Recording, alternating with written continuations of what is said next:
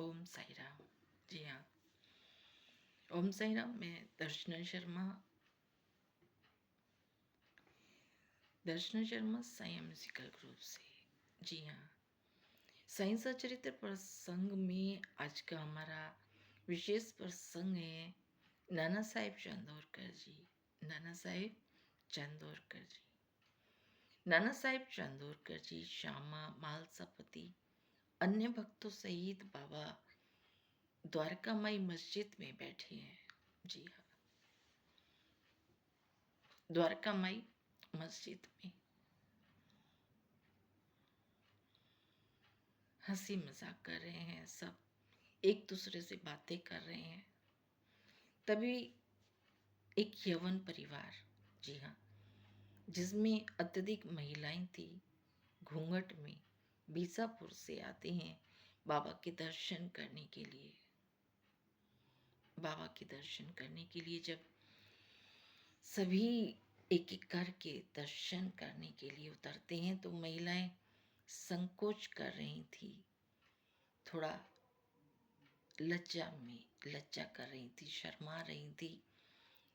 घूंघट में होते हुए भी उन्हें थोड़ा संकोच हो रहा था।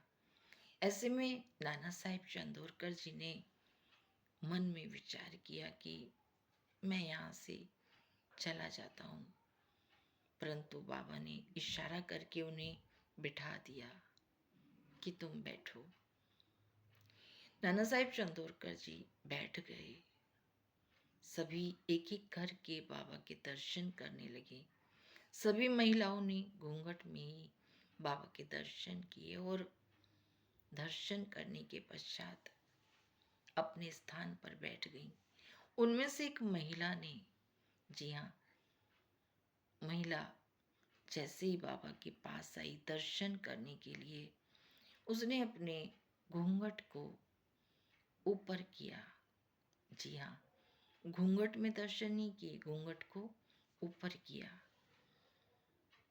घूंघट को ऊपर करने के पश्चात उसने बाबा के दर्शन किए, चरण स्पर्श किए और घूंघट को वापस नीचे कर लिया।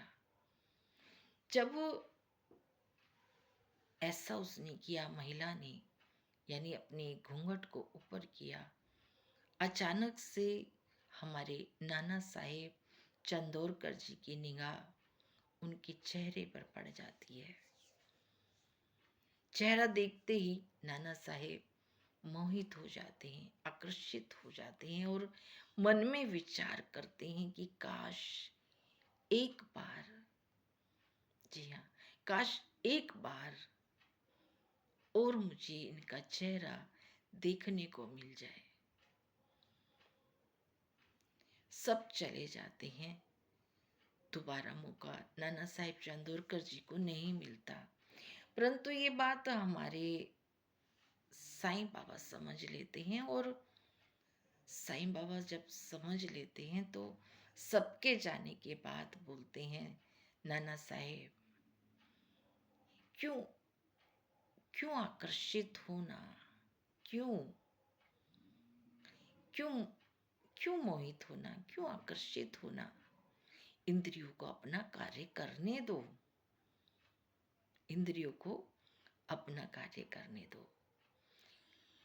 भगवान की बनाई हुई सृष्टि है, भगवान की बनाई हुई ये एक सुंदर सृष्टि है। जी हाँ, नारी को सुंदर सृष्टि का रूप दिया है भगवान ने। उन्हें देखकर उनकी प्रशंसा करो, उन्हें सराहो, प्रशंसा करो।